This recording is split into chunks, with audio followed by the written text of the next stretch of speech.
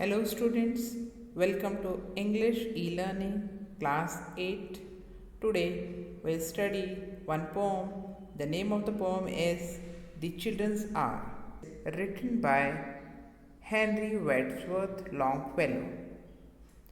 Henry Wadsworth Longfellow was one of the most widely known and best loved American poets of the 19th century. He achieved a level of national and international prominence. He was a traveler, a linguist, and a prominent literary personality who has inspired America's artistic culture. First, you should know the meaning of children's hour. Children's hour is the time in the evening where the children share their time with their father when they return from their office or from their job, and they spend their time with the children. Here in this poem, it is described how a father, when he is busy, when he returns from his office, and he shares his time with the children. So, let's begin our poem, The Children's Hour by Henry Wadsworth Longfellow. Between the dark and the daylight, when the night is beginning to lower, comes a pause in the day's occupations that is known as children's hour. Here the poet says, before the dawn, before night, and after the daylight, when the night is beginning to lower, when it is evening time, there comes a pause in the day's work. Means person gets a little bit time, every work is stopped.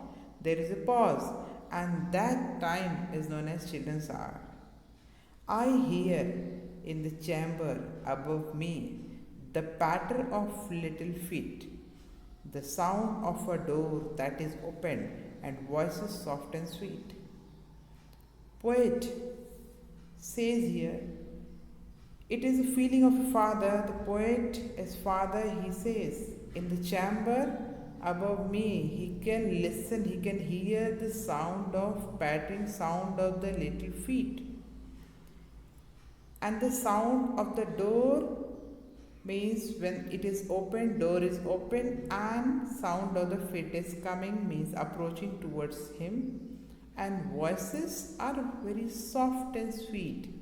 Maybe this is the voice of the children.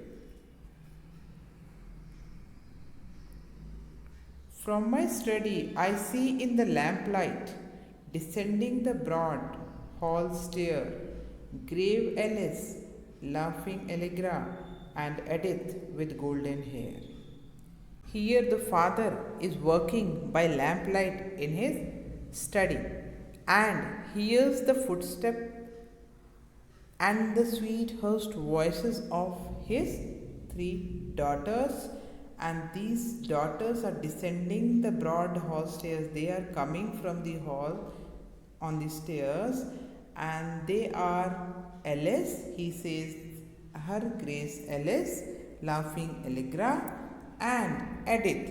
Edith is having golden hair. He describes his three daughters, Alice, Allegra, and Edith. They are coming on the stairs when the father is busy in study. He is sitting near the study table or near the lamplight. A whisper and then a silence, yet I know by their merry eyes they are plotting and planning together to take me by surprise. Now when these girls are coming, approaching towards father, he could listen the sound. They are whispering, and sometimes they are silent, and he knows by their happy eyes that they are planning something, and they are coming to him, and they will do something that will be a surprise. Here it describes there is grave Alice, laughing Allegra, and golden hair Edith. And maybe they are coming down the stairs to invade him in his study when the father is studying. He is on the table. These girls, they are coming to invade him or ambush him by surprise, and they are whispering and planning that. A sudden rush from the stairway, a sudden raid from the hall. By 3 doors left unguarded, they enter my castle wall. Father says, or the poet says, a sudden rush from the stairway. Girls are coming on the stairs and they are slipping down very fast, and they enter through the 3 doors. These doors he has left open, and that doors are unguarded. These girls, they enter my castle wall, they enter inside their room, and it is same that it is a type of raid on a castle. Means he has left the 3 doors open, and these children come inside the room, and it is same, you can say, raid on a castle. They climb up into my turret, over the arms and back of my chair. If I try to escape, they surround me. They seem to be everywhere. The girls, the children, they climb into on his body, on his arms, on the back of his chairs, and when father is trying to escape, to go out, they surround him, and it seems they seem to be everywhere. Means he can see his children everywhere, on the arms, beside the chair. They are sitting and they are holding their father. They almost devour me with kisses, their arms about me entwine, till I think of the Bishop of Bingen in his mouse tower on the Rhine. The poet describes about the 3 daughters or children. When they come, they sit on the chair and they kiss him joyfully, and they throw their arms around him, and they remind poet or the father to Bishop of Bingen. He compares himself with Bishop of Bingen, and in his tower, mouse tower on the Rhine, as if Bishop of Bingen is in the mouse tower that is on the bank of Rhine river. Now you should know the story of Bishop of Bingen. Actually, Bishop of Bingen refused wheat from his granaries to the famine-hit people around the Rhine.